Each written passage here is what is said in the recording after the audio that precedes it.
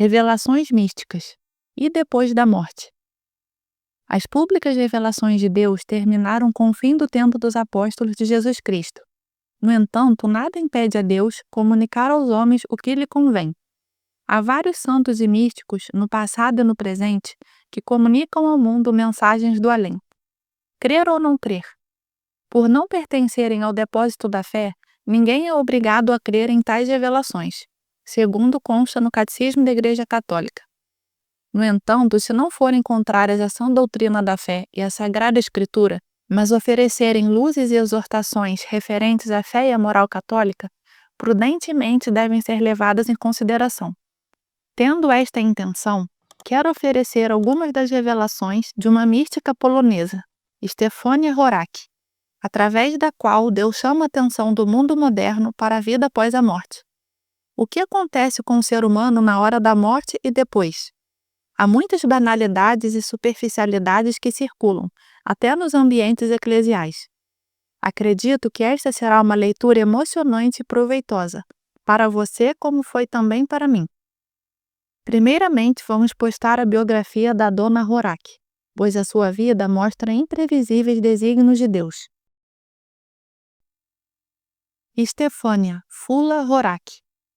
Fula Horak nasceu em 1909 em Tarnopol, Polônia.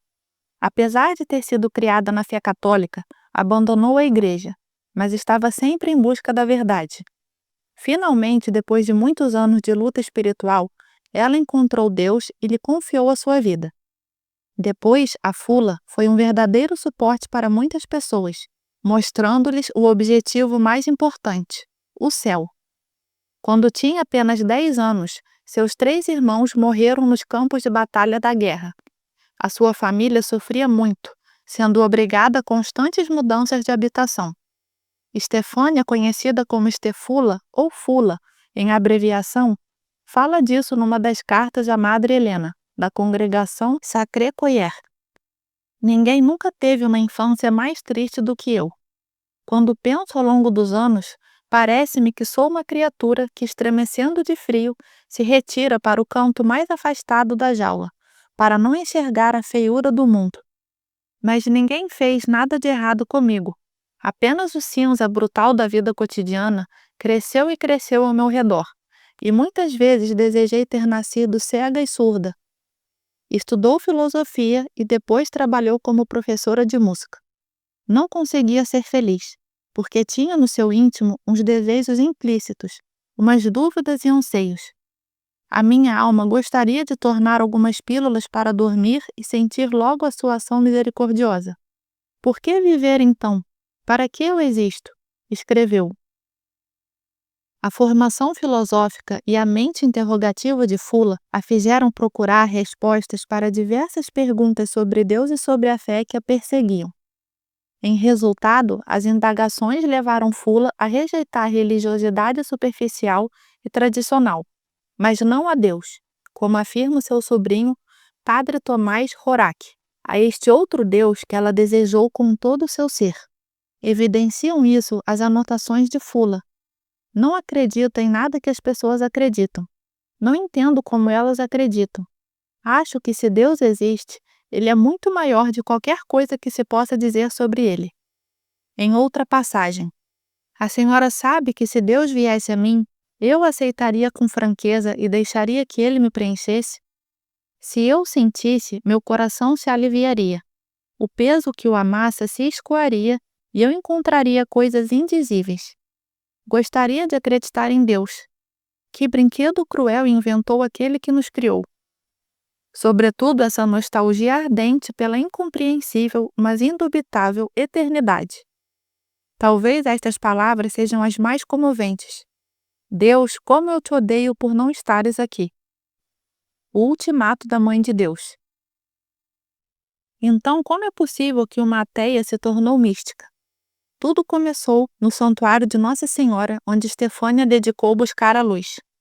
Se as pessoas obtêm graças relacionadas com a saúde ou questões materiais de uma imagem pintada, por que eu não haveria tentar ali obter uma luz para a alma?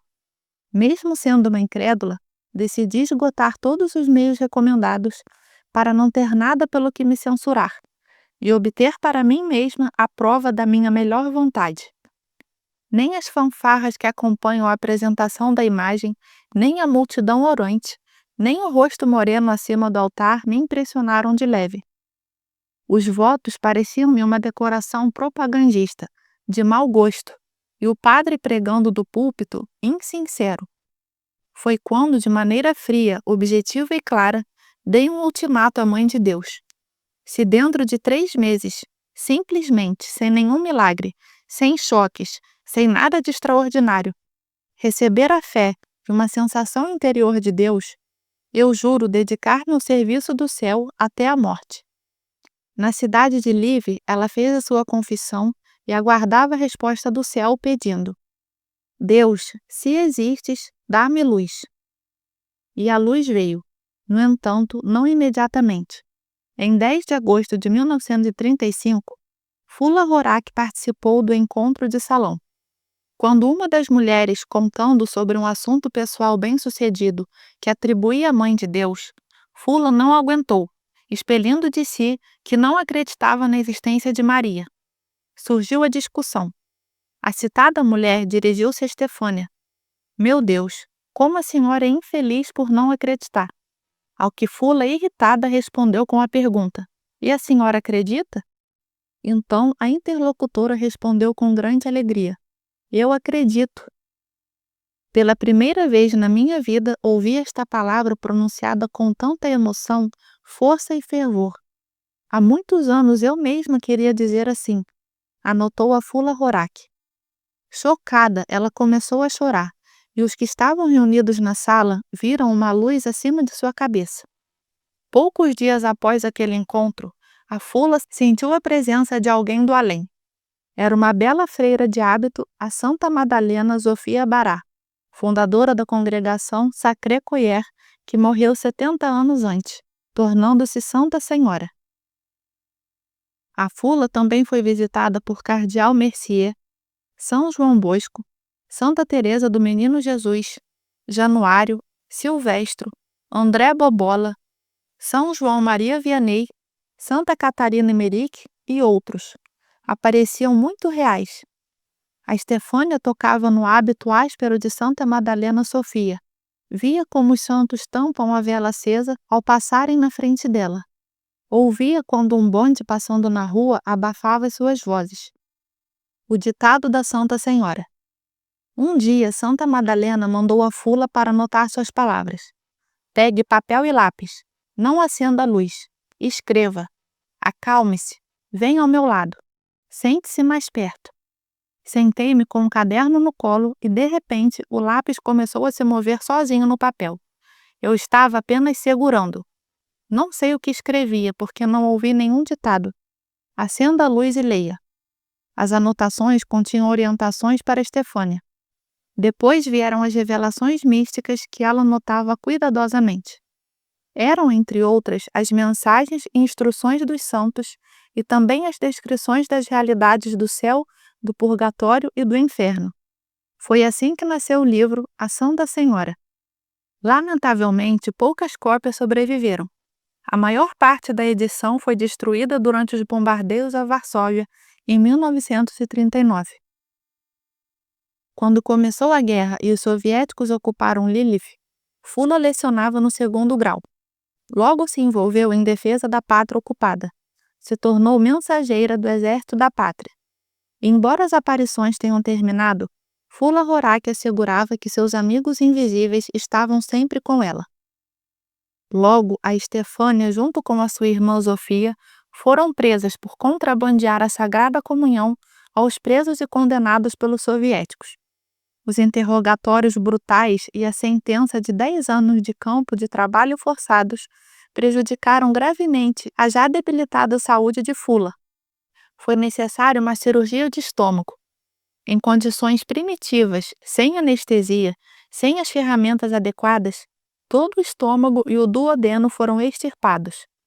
Depois do primeiro corte, gritei, pois estava consciente. Eu vi o médico tirar o meu estômago de dentro. Um estranho contentamento tomou conta de mim, como se um nevoeiro invisível descesse de cima e me envolvesse estreitamente, que eu não sentia tanta dor. A cirurgia durou das 7 da manhã às 2 da tarde. No campo de concentração, a Fula experimentou o inferno na Terra. Depois de retornar à Polônia, ela morava com a Zofia em Zakopane. E aqui começou algo incrível.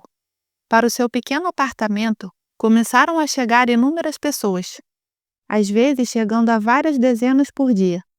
Vinham buscar conselho, oração e esperança. Aquilo não foi fácil. Horas e horas passadas conversando e curando espiritualmente as pessoas. Fula muitas vezes perdia as forças. Depois de uns 20 anos, aproximadamente em 1974, começaram distúrbios renais, retornando sem cessar. As forças encolhiam-se cada vez mais, e o número de pessoas não estava diminuindo. Às vezes era obrigada a despedir as seguidas avalanches de pessoas. Foram vários anos de provações nesta enfermidade. Quantas vezes visitei a titia, diz o sobrinho, o padre Horak. Tantas vezes a encontrei sorridente, alegre e brincando. Às vezes celebrei a Santa Missa em seu apartamento. Ela pedia então: só não demore, não tenho forças. Finalmente chegou mais uma provação, a fratura do fêmur. Foram 14 meses de dolorosa prostração na cama, quando qualquer movimento fazia com que os fragmentos ósseos ferissem dolorosamente os músculos da perna por dentro. Recorda o padre Horak. Fula Horak faleceu em Zakopane em 9 de março de 1993. Ela deixou 2 livros, A Santa Senhora e Os Invisíveis, que contém recordações dos anos de 1938 a 1956. Estão repletos de grande fé amadurecida no sofrimento. Morte, além-mundo, juízo e sufrágios. Segue a tradução das revelações de Stefania Horak, segundo o opúsculo traduzido como Além-mundo. O além-mundo. Sobre as últimas coisas. Tudo o que sei de meus santos guardiões sobre a vida futura foi-me dado de uma forma clara e compreensível, traduzido, por assim dizer, para nossos limitados conceitos humanos. Também sei deles que tudo o que acontece no mundo do espírito acontece de um modo diferente, mais amplo, mais completo e elusivo tal como é, não podendo ser compreendido pela mente humana. Igualmente, como é impossível descrever um sentimento, um odor ou uma cor. Também é impossível descrever os estados de alma, libertada da matéria, a não ser através de certas semelhanças, tiradas da imaginação, que captam seus sentidos. Portanto, o que sei e vou dizer sobre os estados da alma e sobre a vida futura é, por assim dizer, transposição do incompreensível para as nossas limitadas imaginações e palavras. A morte. No momento em que a alma se separa do corpo, a pessoa, mesmo que estivesse inconsciente, mesmo que a morte ocorresse subitamente ou durante o sono, terá um lampejo do momento, por um instante de segundo, e estará ciente de sua própria morte. E mesmo que estivesse preparada para a morte, ou que a desejasse e não a temesse antes, em tal momento decisivo, sentirá um terror inimaginável. Imediatamente após a morte, a alma se apresenta perante o Tribunal da Suprema Justiça. Acabou a inesgotável, até então, misericórdia divina. Quem cruza a fronteira da vida depara-se com a sua justiça, solitário, nu e aguarda a justa sentença. Até o fim do funeral, a alma não se afasta da terra. Esses são os últimos momentos antes de receber o castigo ou o prêmio, quando ainda lhe é permitido circular invisivelmente entre os homens. Nas palavras até fim do funeral, entende-se o período de tempo que, de acordo com o rito, ritual ou costume, separa a morte do sepultamento do corpo. Se, por exemplo, devido a algumas circunstâncias trágicas, um católico não fosse enterrado até o 3º dia após a morte, a sua alma se afastará da terra depois desse período. A família e os entes queridos não têm a menor importância para uma alma que vai para o purgatório, se não puder contar com nenhum tipo de ajuda da parte deles.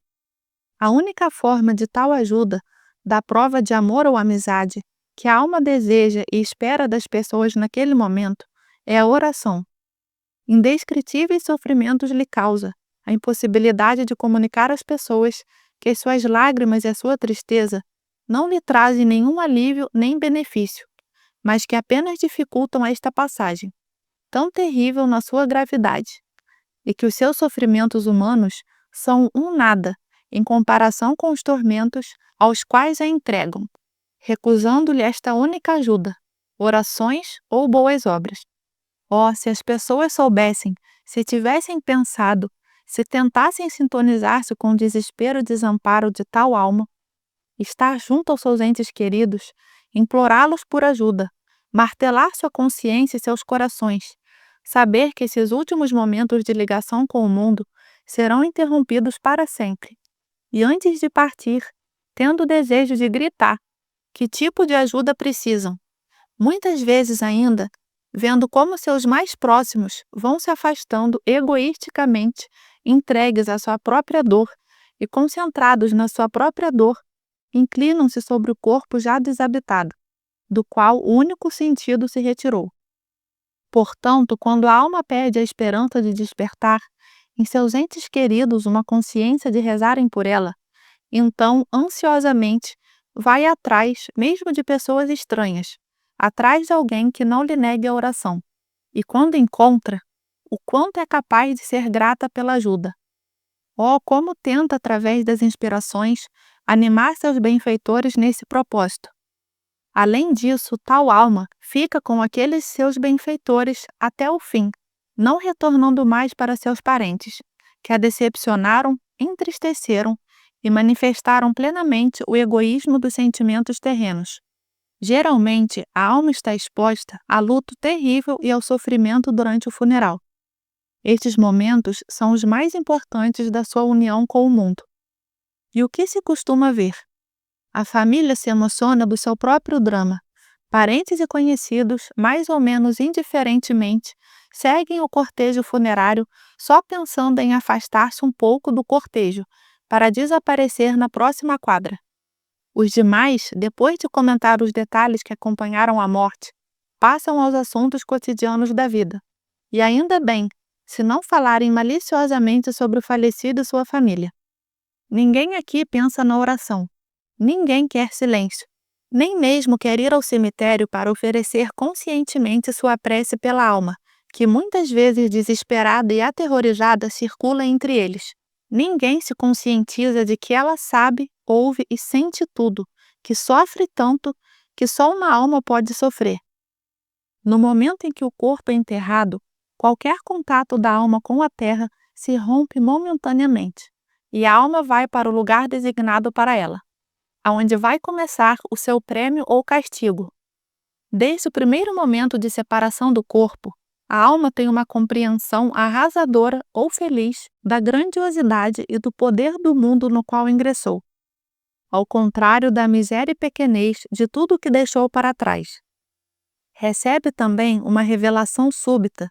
Eis que tudo aquilo que a mente humana considerava real e existente não existe de forma alguma. Mas tudo aquilo que costumava chamar de imaginário, irreal e inventado é a verdade única, imutável e eterna. Quando agora nada mais perturba o seu juízo, com terrível precisão se dá conta do que mereceu. A mais perfeita vontade que prevalece aqui, que na terra às vezes pareceu tão incômoda, tão distante e tão difícil, como é simples agora, quando não há saída, quando não é possível deliberadamente, como acontecia durante a vida, desviar o olhar.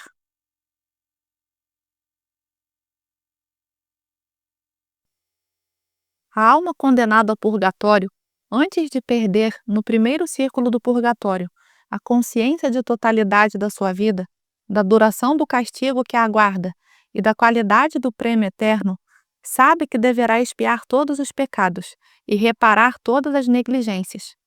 E quanto será feliz por poder fazer isso? Agora sabe quão desproporcionalmente leve, por mais longa e mais desagradável que seja a vida, em comparação com o único instante passado no purgatório. Com quanta alegria teria voltado para a terra, para viver na miséria, maus tratos, doenças e humilhação. E como saberia agora suportá-los com proveito? Na terra, em cada momento é possível agradar a Deus, ganhar a sua graça e perdão. Mas aqui é impossível fazer qualquer coisa por si mesmo. A alma fica diante da verdade e possui o mais profundo entendimento de que aquilo que a aguarda é a justa consequência de suas próprias faltas e negligências. Considero como graça e prova da incompreensível bondade divina o fato de poder sofrer. Com um único olhar que abrange tudo, vê as suas negligências, falhas, omissões e perdidas boas oportunidades. Vê também claramente o lucro que poderia ter alcançado através delas. Imaginemos como se atormentaria um homem que por 1 centavo vendesse um bilhete de loteria que depois teria ganhado o principal prêmio. A alma se atormenta de maneira semelhante, porém, quanto mais cruel e terrível dano causou a si mesma, ao se privar arbitrariamente do único prêmio principal que deveria ter desejado. Vê também que cada movimento do coração para o bem, por menor que fosse, captado por boa vontade, não foi despercebido. Cada boa ação, cada superação da natureza corrompida, por causa de Deus, por menor que fosse, cada elevação da mente a Deus, foram contados, abatidos do débito e creditados para o bem dela. Após a morte, a alma retém todas as experiências espirituais. Não possui nem corpo, nem sentidos para sentir a dor física. No entanto, vive sofrimentos morais. O homem não é capaz de criar a menor ideia sobre a suscetibilidade e a extensão desses sentimentos. No momento da morte, quando os olhos do corpo se fecham para sempre, os olhos da alma se abrem para sempre, e jamais, por toda a eternidade, deixarão de enxergar, independentemente se isto lhe proporcionará felicidade ou sofrimento. O homem podia ter deixado de pensar nas questões da alma durante toda a sua vida, e aparentemente isso não fazia diferença em suas ocupações temporais. Depois da morte já não há outras ocupações, além das do espírito. E assim como o corpo adoecia por algum defeito do sistema imunológico, assim a alma sofre após a morte pelas infidelidades ao plano que Deus lhe designou e que deveria ter realizado. Além disso, com cada pensamento, cada sentimento, a alma admira a justiça de Deus e, mesmo sofrendo mais severamente, não se revolta contra as suas sentenças. Uma pessoa pobre sem educação, não vestida bem e incapaz de se comportar devidamente, não entraria voluntariamente num baile real. E mesmo que conseguisse passar despercebida, não saberia como participar da festa. Igualmente a alma sentir-se-ia mal se entrasse na felicidade eterna antes de ser purificada e preparada. Simplesmente não seria capaz de a vivenciar. Pois do outro lado não existe a petulância. Ninguém pode e nem quer fingir aquilo que não é. Não pode e não quer compensar nada com manipulação ou aparência. Não existem nenhumas razões. Existe apenas aquilo que é. Cada alma vê nitidamente o grau de sua perfeição e a vê à luz da verdade, que não pode ser confundida, deixada de lado, evitada ou confusa. Esta verdade é, e não só é, como além dela não há mais nada.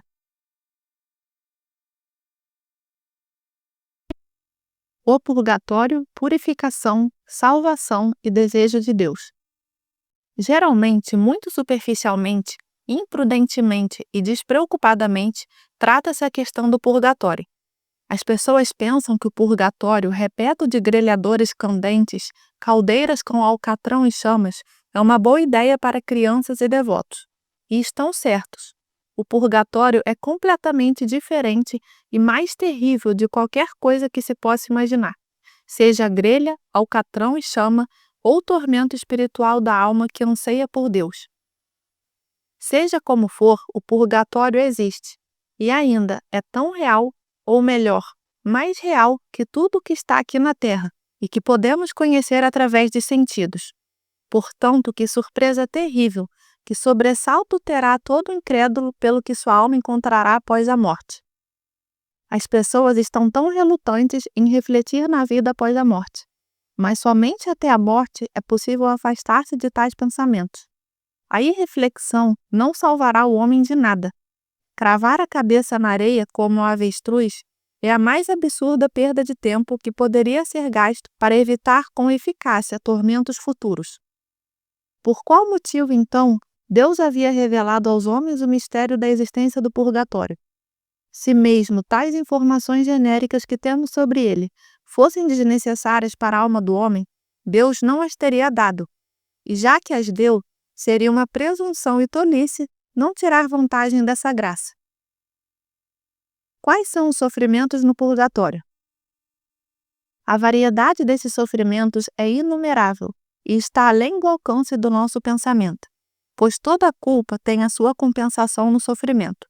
O mais terrível tormento da alma é a saudade de Deus que ela tem constantemente, exceto do período que passa em alguns círculos do purgatório, onde a impossibilidade de voltar-se a ele em pensamento é o seu tormento mais cruel. Inclusive, em todos os outros círculos, a alma tira-se em direção à luz, em direção a Deus, e sofre pela impossibilidade de se aproximar dele por causa das faltas ainda não redimidas. Nenhum outro desejo do qual o coração humano é capaz pode ser comparado a este, de retornar ao seu Criador e Senhor, pois é um desejo da alma imortal, consciente e já liberada de limites dos sentidos. Deus atrai a alma a si, como um imã gigante, de um poder avassalador e arrasador. O anseio por Deus é, portanto, algo de que a alma é incapaz de se privar, assim como limalhas de metal não podem parar de lançar-se em direção aos polos que as atraem. Esse anseio é uma espécie de pano de fundo, no qual aparecem diversos símbolos e sinais dos sofrimentos, tormentos e estados da alma penitente. O purgatório consiste em inúmeros e variados círculos. Alguns, como o círculo da fome, do medo, do pavor, das tribulações, eu conheço apenas pelo nome. De outros, sei bastante dos meus santos guardiões.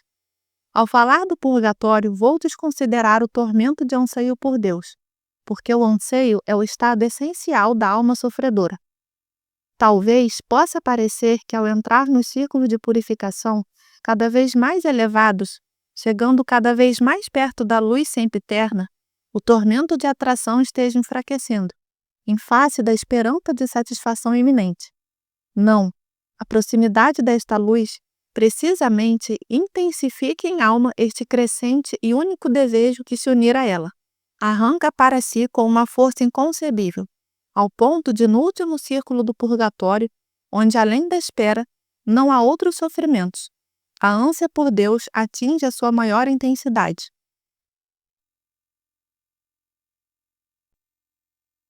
O círculo de enganos. O primeiro e o mais terrível círculo do purgatório é o círculo de enganos.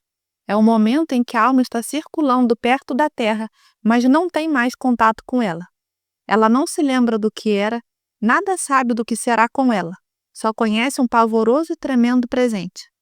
Não vê também o fim de seu tormento atual, não entende nada, não sabe o que e por que tudo isso está acontecendo com ela. Não sabe quanto tempo isso vai durar. Às vezes encontra grupos inteiros de almas vagueantes e hostis a ela, com as quais não se consegue comunicar. Tem medo delas e não sabe evitá-las. Não encontra alívio nem descanso. Movimentação incessante sem sentido. Uma busca constante, sem saber do que e consciente de que tudo o que é, ou melhor, o que não há, pode não ter o fim.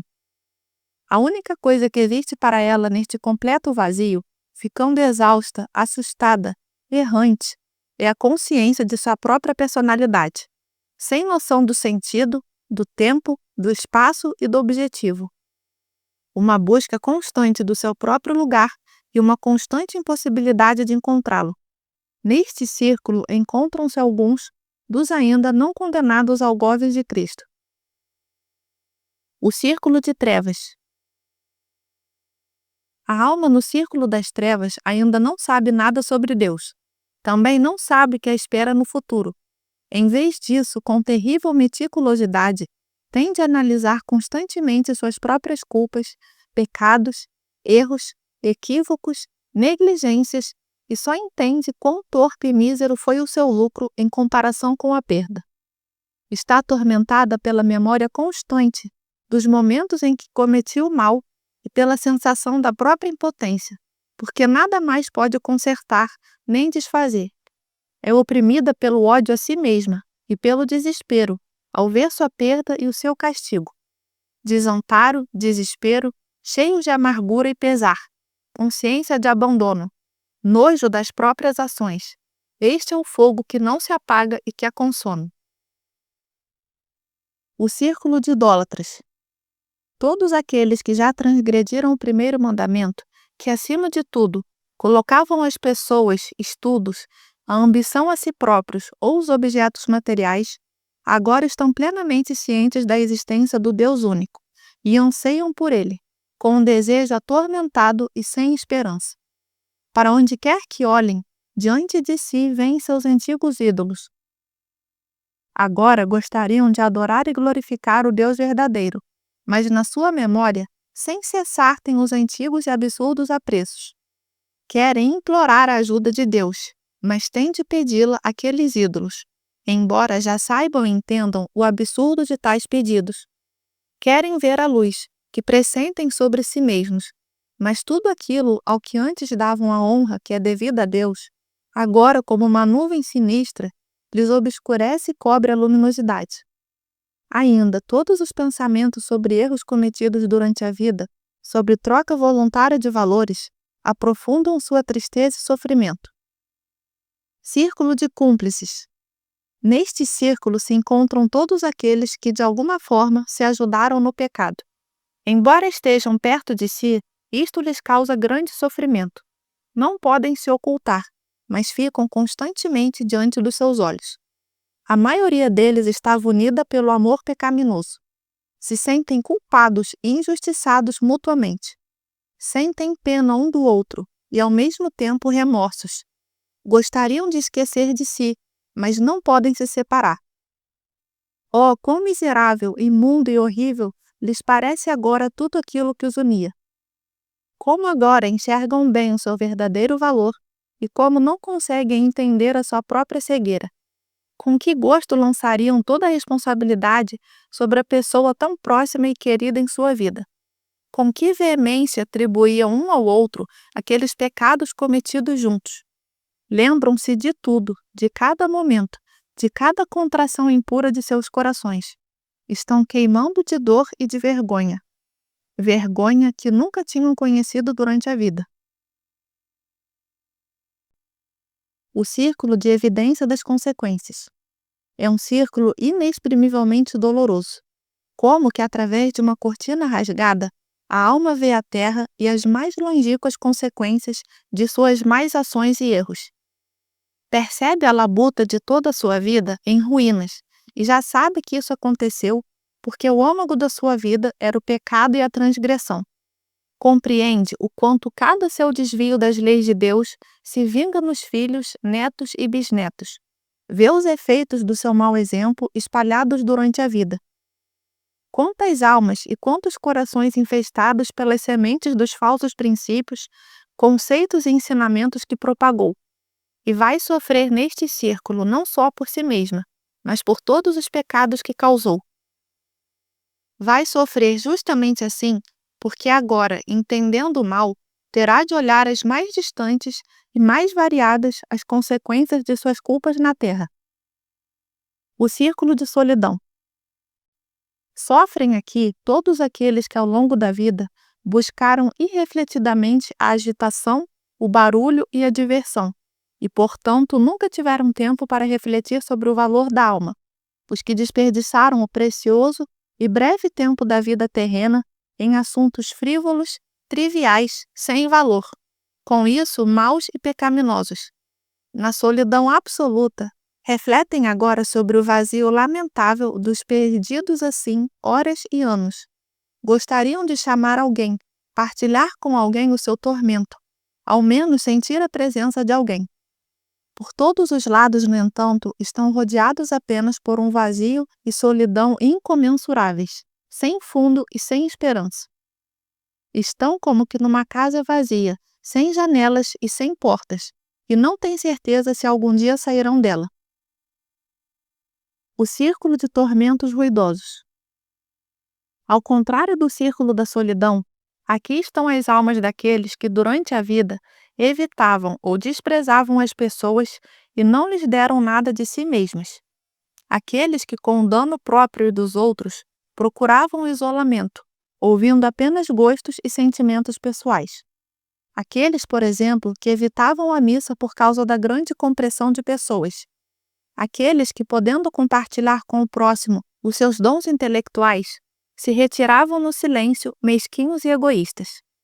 Aqueles que, pelo conforto, preguiça e resistência de servir ao próximo de qualquer maneira, se trancavam num círculo acanhado de seus próprios pensamentos e assuntos.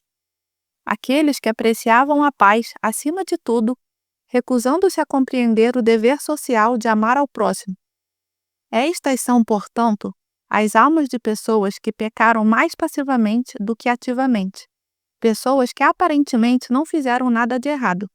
Porém, por uma presunção arrogante, desdenhosa, egoísta e mesquinha, também não praticaram tanto bem quanto poderiam ter feito.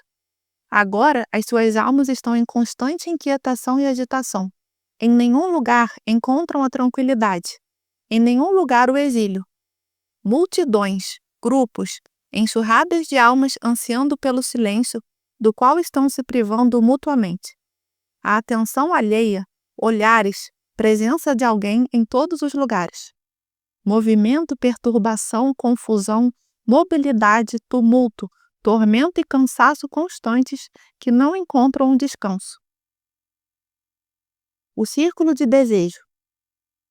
Estão aqui as almas daqueles que viveram em pecado impuro, que indiscriminadamente, nas perversões e devassidão, saciavam os desejos da carne com plena consciência da abominação de seus próprios atos. Tem de meditar aqui sobre o caminho, a fonte de água viva que voluntariamente fecharam. Quem mais terrível e insaciavelmente uma sede de pureza, se sentem sujas, maculadas, desleixadas e as esgota uma terrível autoaversão. Gostariam de lavar-se, enxaguar a sujeira, limpar, mas ao redor tudo é seco, abrasador e hostil. Durante a vida, estas pessoas bebiam de fontes sujas. Portanto, tente se purificar pelo sofrimento, por um longo tempo, antes de poderem beber das limpas. O círculo de alucinação. Neste círculo permanecem as almas de pessoas que viviam seus caprichos, fantasias, que constantemente buscavam novas sensações, novas experiências, poses, nelas se deleitavam praticando o que inventavam, e o que, como pensavam, combinava mais com a sua cara. Almas de pessoas que não quiseram saber nem tocar nos mais simples deveres da vida cotidiana real, inventando para si ocupações artificiais, equivocadas, que não beneficiavam nem a elas e nem a ninguém. Agora, as suas almas terão que continuar a vivenciar os seus sonhos enganosos, vaguear em busca inútil dos valores essenciais e do sentido, se enredar neste emaranhado enganoso, avaliado então corretamente. O círculo de esperanças enganadoras. Neste círculo padecem as almas das pessoas que, durante a vida, não cumpriam a palavra dada, nem as promessas que fomentavam vãs esperanças nos outros, que tinham muitos dons propostos, possibilidades e impulsos, mas nunca pela negligência os realizaram, que adiavam para depois o arrependimento e a conversão, bem como uma generosa e verdadeira oração. Sofrem na esperança da iminente libertação. Sem cessar, imaginam que estão chegando ao fim de seus tormentos, que a qualquer momento se abrirá diante deles a plenitude da felicidade, que só falta estender a mão e dar alguns passos, e de repente se percebem no fundo de incerteza e desespero. Isso se repete constantemente, sempre a mesma esperança e sempre a mesma frustração. Subida exaustiva, como pela parede de vidro, e de novo derrapando desamparadamente até ao fundo. Não irão conseguir interromper este tormento. Incontáveis vezes recomeçam, e incontáveis vezes ficarão frustradas. Isso se repetirá até que a última, mesmo a menor culpa deste estágio seja apagada. O círculo de penitência adequada.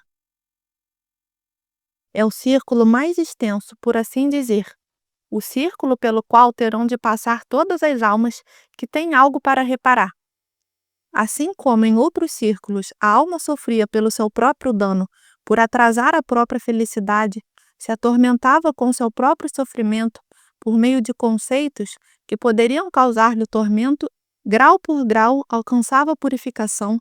Assim aqui, no círculo de penitência adequada, mais uma vez, sofrendo por todas as faltas, apenas se lembra que ofendia o Criador. A consciência do seu próprio dano desaparece completamente neste círculo. Resta apenas a compreensão plena e perfeita das negligências para com Deus. A alma enxerga aqui nitidamente e dolorosamente vivencia em sua memória, dia após dia, momento após momento, pensamento após pensamento, mais uma vez a sua vida inteira. Nem sequer um único pecaminoso batimento do coração será omitido, contanto que já tenha sido expiado pelos sofrimentos conscientes na terra. Agora, a alma vê claramente cada momento em que poderia ter deixado o caminho errado. Enxerga as luzes com as quais Deus lhe mostrava a futilidade de sua conduta. Entende que por seu livre-arbítrio escolhia as coisas que ofendiam a Deus e não eram do seu agrado, podendo às vezes, com pouco esforço e raciocínio, fazer aquilo que se reverteria para a glória de Deus. Agora a alma vê claramente o que ainda o homem da terra às vezes ousa duvidar de que todos recebem do Criador, o suficiente luz e força para nunca ofendê-lo. Com inexorável consequência e clareza, passam diante dos olhos da alma as imagens da sua própria vida. Enquanto isso, com o entendimento já desobstruído, ela compreende a santidade, a beleza, a doçura, o poder, a perfeição e a justiça de Deus que ofendia. Purificada nos círculos anteriores, de tudo próprio, como que refeita pelo sofrimento, purificada pela angústia das impurezas terrenas, permanece diante do seu Criador e Senhor, sofrendo acima de tudo por ter ofendido a sua eterna perfeição. Quanto mais sensível e mais dotada for a alma, quanto mais íntimo poderia ser o seu relacionamento com Deus e maior capacidade de entender os seus planos, tanto maior será a sua dor e desespero. Não se pode ter noção alguma do tormento, da vergonha e da dor que a alma experimenta aqui. Se ela pudesse morrer, quereria morrer neste círculo. Se ela pudesse enlouquecer, aqui enlouqueceria. Somente quando a última culpa, a última falha e o último mais íntimo pensamento forem queimados por esta, a mais perfeita, em seus motivos de contrição, a alma passará para o último círculo do purgatório, o indiferente.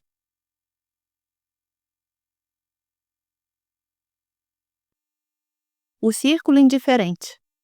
Que alívio, que felicidade, que bênção inconcebível para a alma, quando depois de passar por todos os círculos próprios para sua expiação, chega enfim até aqui.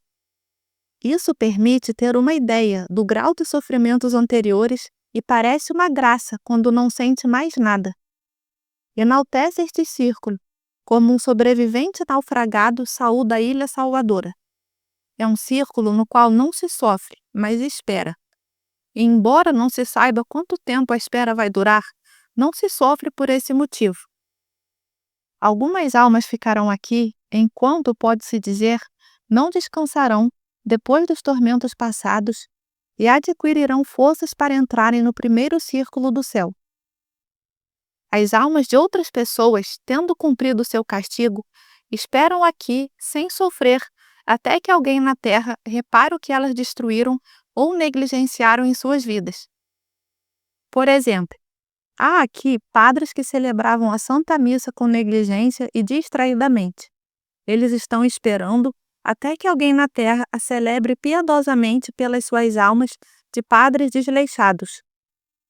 Estão aqui também aqueles que durante a vida juntaram patrimônio à custa da injustiça e de lágrimas humanas.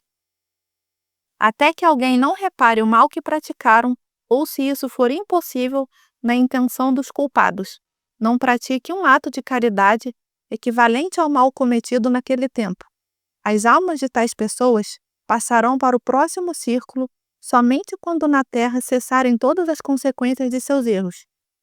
As almas dos escritores que escreviam obras contrárias às leis de Deus esperarão aqui até que alguém na terra não retome as suas inspirações e as use para a glória de Deus.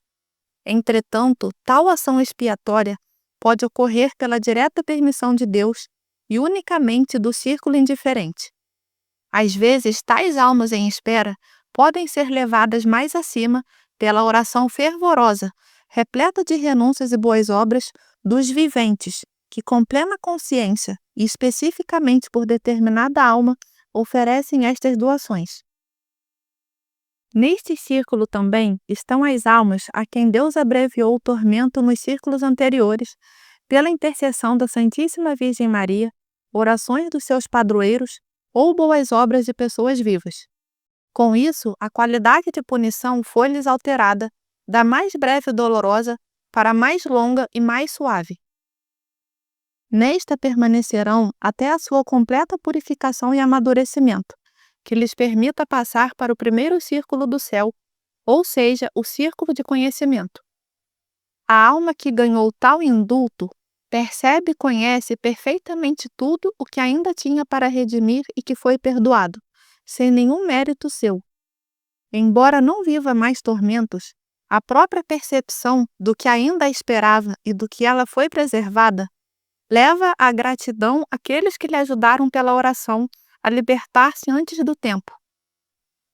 Há pessoas que acreditam que se alguém fizer uma boa confissão, logo após a morte entra no reino dos céus. No entanto, estão errados.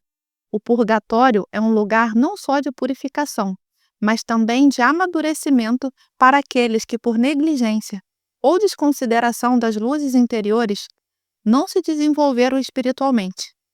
Tais pessoas têm de começar seu desenvolvimento no purgatório e sofrer até que desenvolvam a capacidade de compreender, ou seja, vivenciar o momento culminante de felicidade determinado desde séculos pelo bom Deus. Não queriam amadurecer durante a vida, então têm de amadurecer após a morte, suportando os tormentos durante séculos. Por esta razão, as pessoas boas, generosas, ativistas filantrópicos, nobres idealistas e outros, se as suas ações não forem motivadas principalmente pelo amor de Deus, então, apesar de numerosas e grandes coisas feitas por outras razões, terão de aprender no purgatório primeiramente a amar a Deus e só então será-lhes dado a vê-lo. A base do julgamento não será apenas aquilo que a pessoa fez bem ou mal, mas também se cumpriu todo o bem que podia ter feito durante a vida. Tudo, portanto, o que faltar ao máximo das exigências de Deus, de acordo com as capacidades da alma, e tudo o que exceder o máximo de tolerância de Deus, de acordo com as fraquezas da carne, a alma tem de reparar ou aperfeiçoar pelo sofrimento no purgatório. Pouquíssimas almas evitarão o purgatório, embora cada uma poderia evitar se durante a vida quisessem compreender claramente que cada pecado, mesmo o menor, tem de ser conscientemente reparado aqui na terra ou após a vida. O sofrimento durante a vida, aceito com boa vontade, ou a humilde e confiante submissão à vontade de Deus, são as mais privilegiadas formas e o ideal meio de penitência pelas infidelidades às suas leis para alcançar a felicidade após a morte. O sofrimento expiatório aceito durante a vida é uma prova de nossa boa vontade, e por isso Deus, na sua generosidade, pelo mesmo pecado, exige a reparação mais leve e mais curta do que teria exigido no purgatório. Pode-se fazer uma comparação com a balança decimal.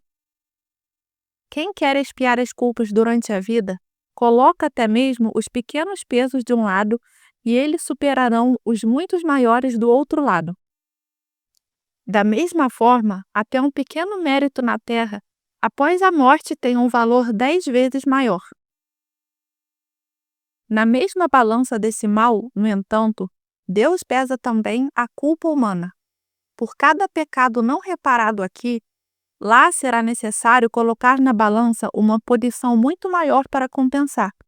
Pois quem adiar a penitência até o sofrimento obrigatório no purgatório não será beneficiado de nenhum alívio da misericórdia divina.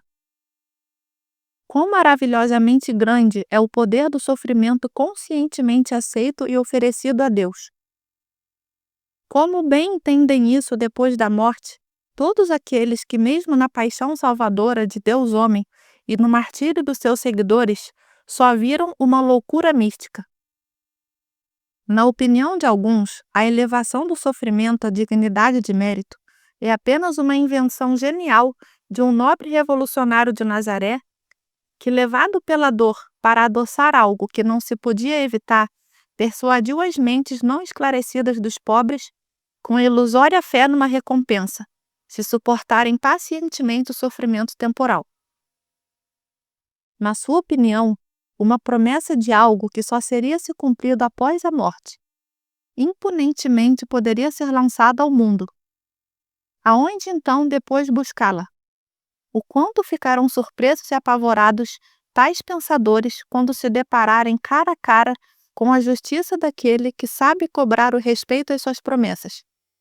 As almas do purgatório não podem fazer nada por si mesmas, a não ser sofrer. O sofrimento é a sua única oração, o único trabalho e, finalmente, a única maneira para se aproximarem do objetivo.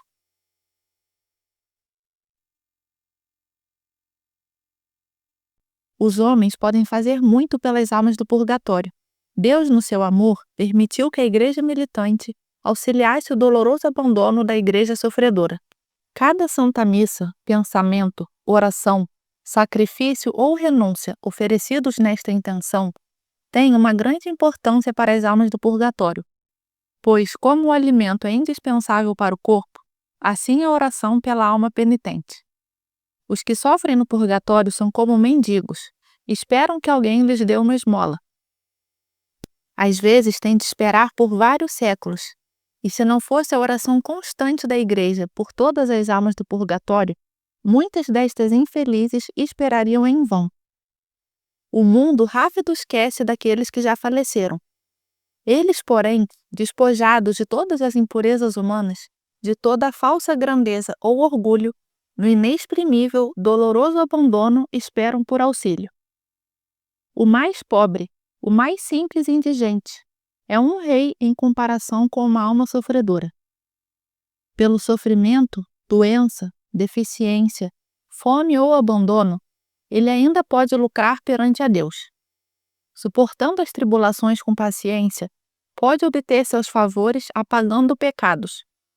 Uma alma do purgatório está à mercê da esmola, do amor e da memória das pessoas vivas, auxílios que ela mesma não pode reclamar.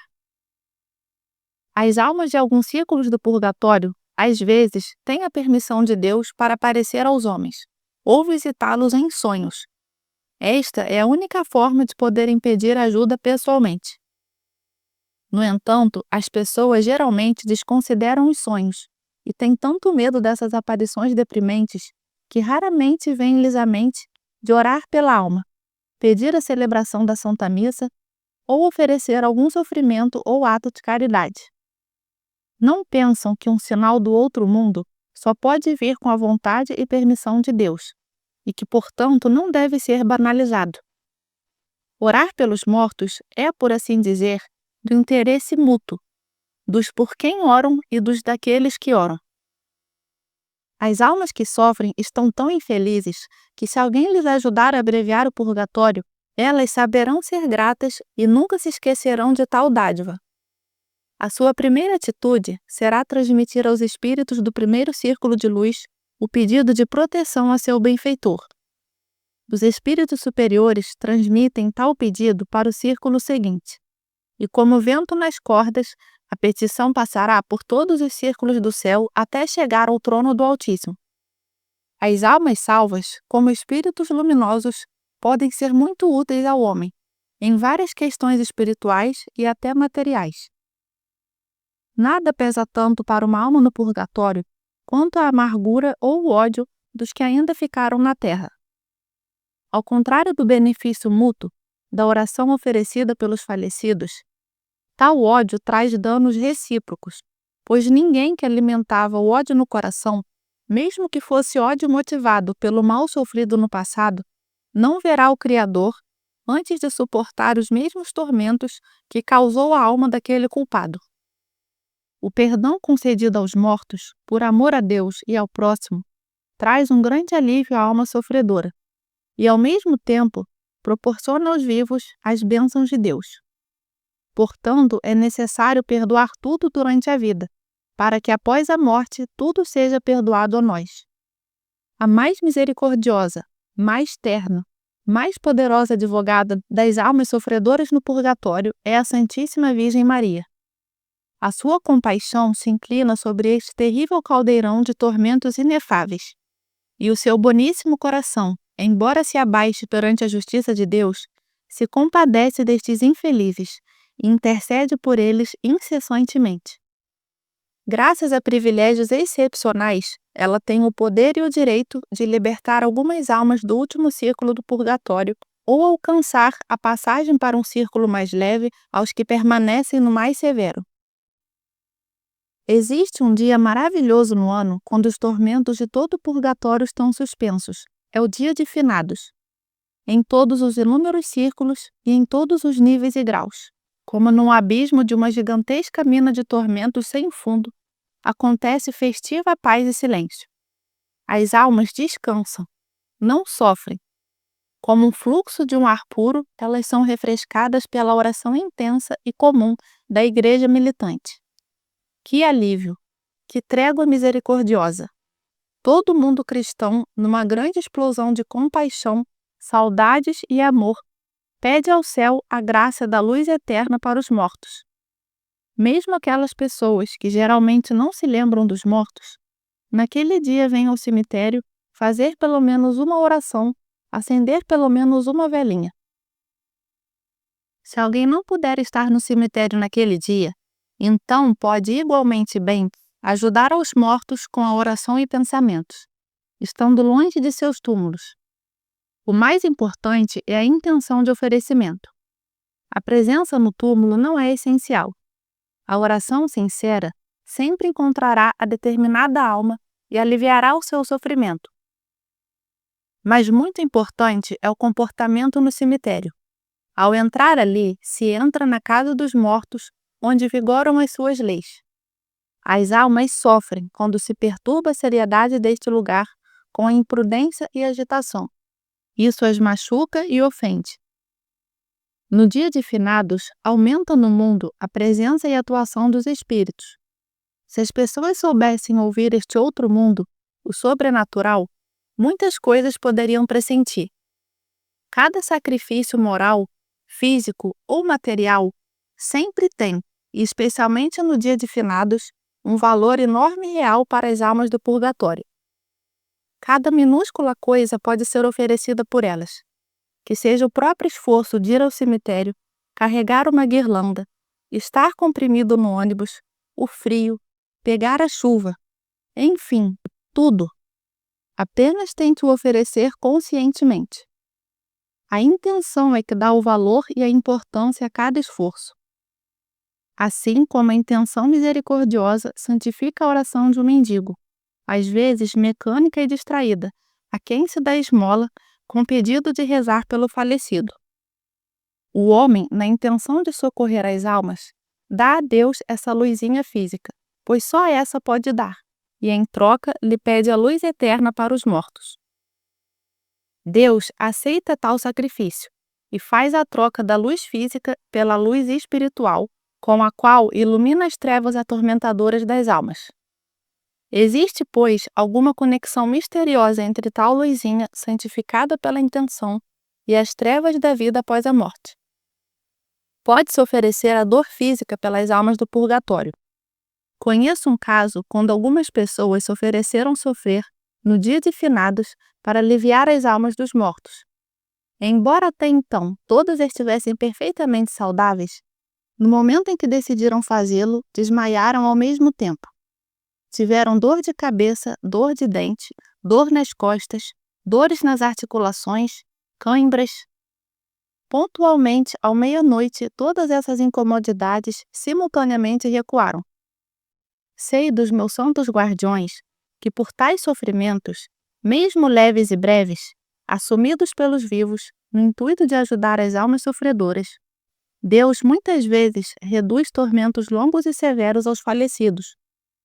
Sei também deles que quando alguém deseja aplacar a Deus por alguma culpa específica do falecido, deve oferecer atos opostos à sua culpa. Assim, por exemplo, pelo avarento, a esmola, pelo ímpio, a oração sincera e fervorosa, pelo caluniador, o silêncio, e etc. As crianças podem alcançar as mais numerosas graças para as almas do purgatório. O martírio, conscientemente ocorrido por amor a Deus, elimina imediatamente todas as punições do purgatório. O céu. Paraíso, grau de felicidade, beatitude eterna. Muitas almas, tendo deixado o círculo indiferente, permanecerão para sempre no círculo de conhecimento. O seu entendimento não suportaria mais. A sua capacidade não aguentaria mais. Estão repletas de felicidade e, portanto, não podem desejar mais nada. Simplesmente não sabem de que pode haver uma felicidade maior do que esta que estão vivendo. E, ao mesmo tempo, entendem que a recompensa que Deus, no seu amor e na sua sabedoria, lhes deu é a maior que nem mesmo mereciam. As almas a quem Deus incumbiu maiores desafios, dando-lhes também maiores faculdades, concedeu, obviamente, um lugar superior no céu, desde que não frustrassem os seus desafios. Ou então, se não cumprirem tudo durante a vida, mais tarde atingirão um nível adequado com o plano de Deus por meio de sofrimentos no purgatório. Tais almas, depois de uma estadia, mais breve ou mais longa, no círculo de conhecimento, passarão para o próximo círculo, ou seja, o primeiro círculo, o luminoso. Círculos luminosos. Depois repete-se o mesmo. As almas permanecerão na eternidade no círculo onde se encontram, ou irão subindo mais alto para parar no círculo do céu, no qual a plenitude absoluta da felicidade vivenciada corresponder à sua suprema capacidade espiritual. A qualidade de luminosidade e a quantidade desses círculos são inimagináveis. Quanto mais superior, tanto mais luminosidade, mais encanto e mais conhecimento sobre Deus.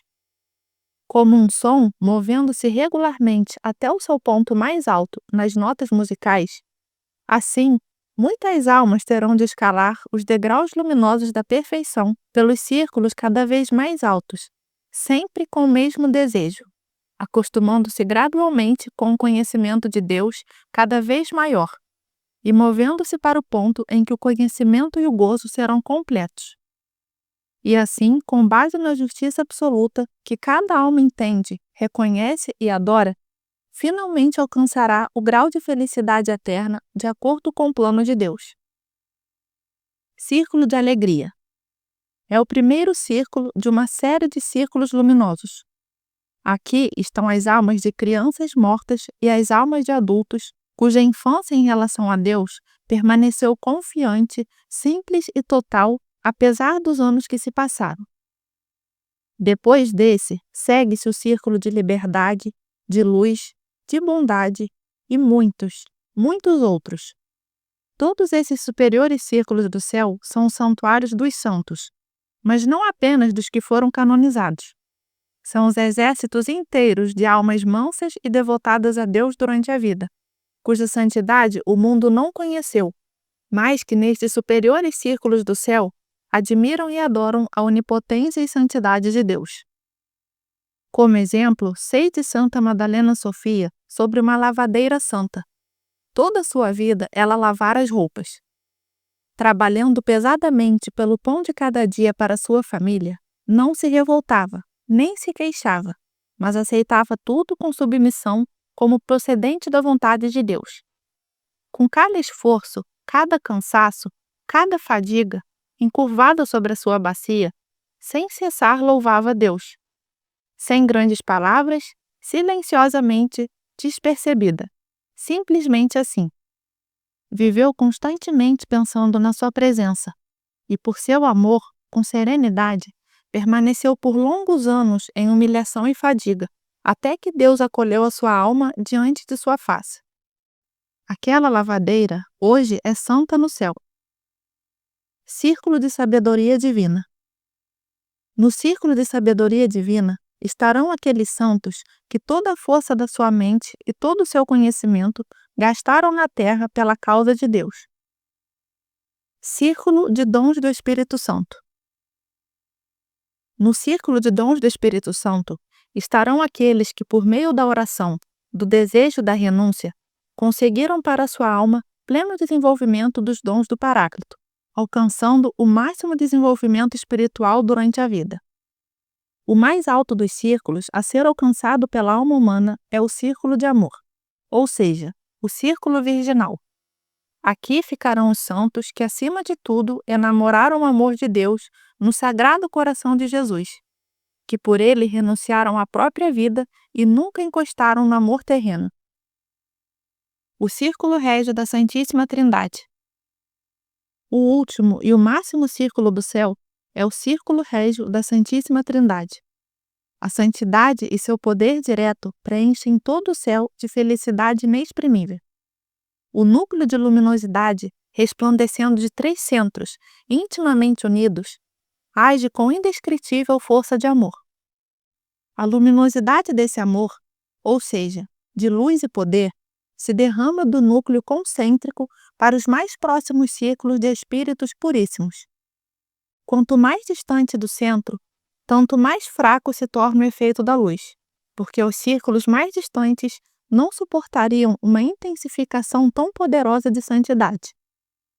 Deus, a luz eterna, então é presente em todos os lugares simultaneamente. Impregna tudo, permeia tudo, irradia tudo e deifica tudo com a sua santíssima presença. Só Jesus e sua Mãe Imaculada têm no céu os seus corpos glorificados. As almas de todos os homens estão aguardando o juízo final e a ressurreição dos mortos para então se unirem a seus corpos. Para a bem-aventurada Virgem Maria não há limites no céu. Ela é a mais santa entre todos os santos. Ela é a rainha do céu e, portanto, tem direitos e privilégios singularmente únicos. Assim como outrora a salvação do mundo concentrou-se primeiramente em seu corpo imaculado, para depois através dele vir ao mundo, assim hoje os raios de todas as graças que fluem do céu para a terra têm que primeiramente concentrar-se nela. Só então, pela sua mediação poderosa, se espalham pelo mundo.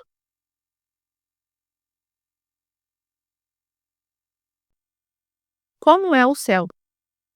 Se quiséssemos expressá-lo à nossa maneira, diríamos antes de mais nada que o céu é como o arco-íris.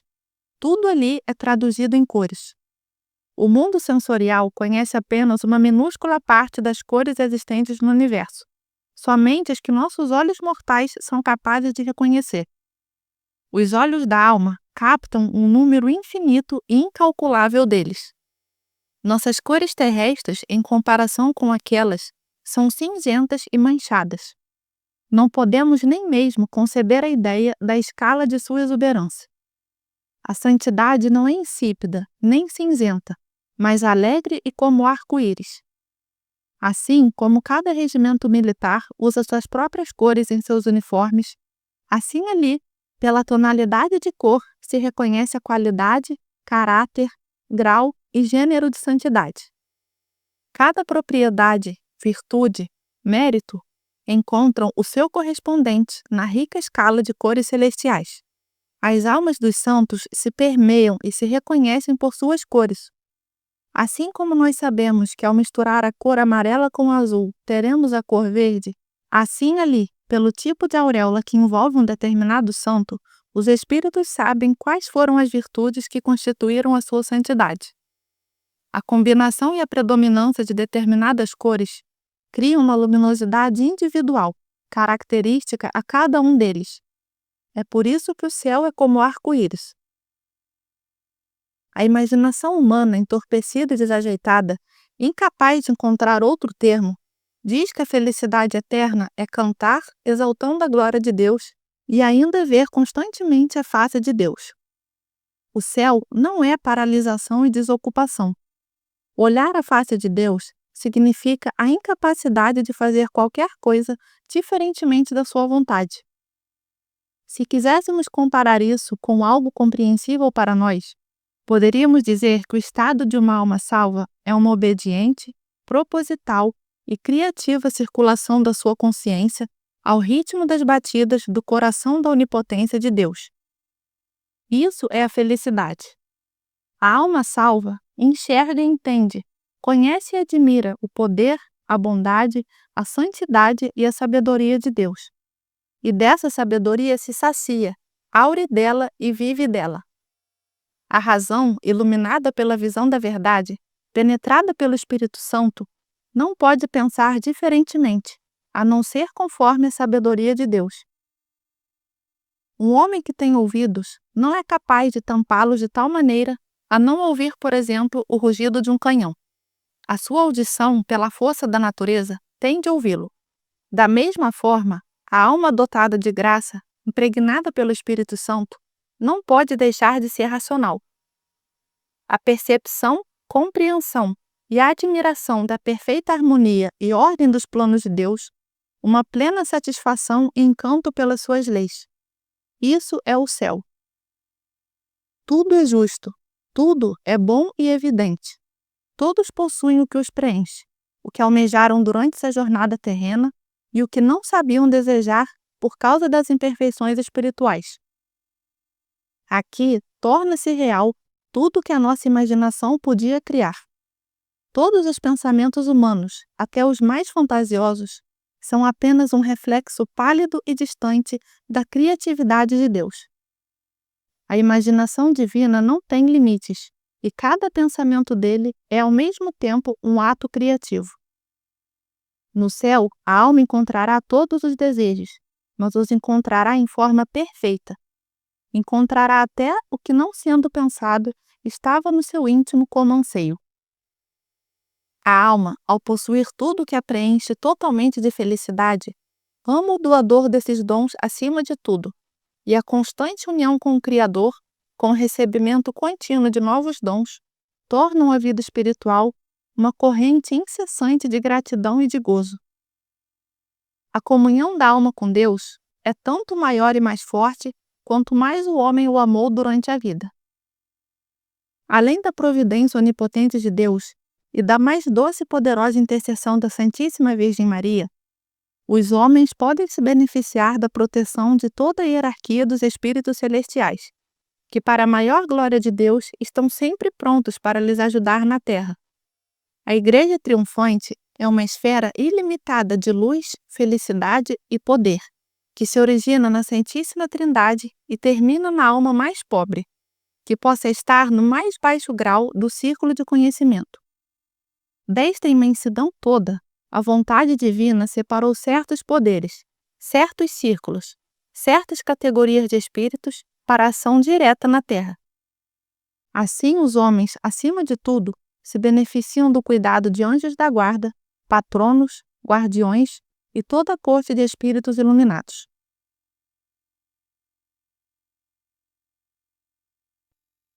O céu, espíritos, anjo da guarda, felicidade. Espíritos iluminados. Os espíritos iluminados são as almas das pessoas salvas que trabalham junto com os santos para a glória e o amor de Deus. Procuram na Terra pessoas que correspondam às suas possibilidades e querem ajudá-las a servir a Deus com alegria. Deste modo, desejam aproveitar e realizar todas as oportunidades que lhes confere o grau de sua santidade, de luz e poder. O espírito iluminado, ao encontrar entre os homens uma pessoa dotada espiritualmente, que corresponde às suas ações, tenta conquistá-la para as coisas de Deus através de inspirações. Se o homem, tendo boa vontade, se submete confiante a tal influência, Na medida em que se desenvolve espiritualmente, se ampliam suas possibilidades e também mudam os espíritos que o acompanham. Alguns espíritos, tendo cumprido suas tarefas, se afastam e, em seu lugar, vêm outros mais fortes para, enfim, moldar a base ao defensor definitivo e permanente da alma, que é geralmente um santo. O espírito do santo protetor.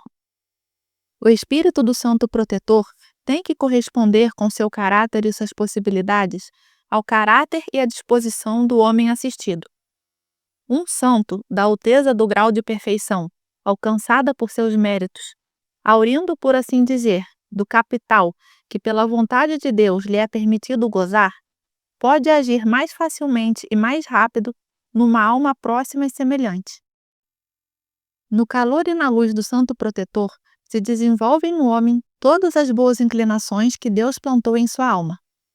O santo torna-se protetor de um ser humano, ou sem o seu conhecimento, quando o homem sabe que, amparado pela graça merecida, seria capaz no futuro de fazer muito pela obra de Deus. Ou então, quando, tendo amado especialmente algum dos santos, lhe pede calorosamente essa proteção. Quando o homem na sua vida interior é instável e confuso, é que talvez não tenha ainda ao seu lado um protetor forte.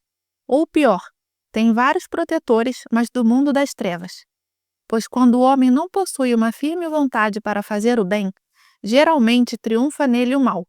Ou, na melhor das hipóteses, assim permanecerá morno até a morte. Um santo não tem acesso ao homem que não possui a boa vontade e que nem mesmo tenta e nem faz esforço para tê-la. Por meio da oração e do amor a um dos santos, até o homem mais instável no começo pode conseguir para si um protetor tão forte que, sobre a sua influência, a antiga instabilidade e indecisão desaparecerão sem deixar vestígios.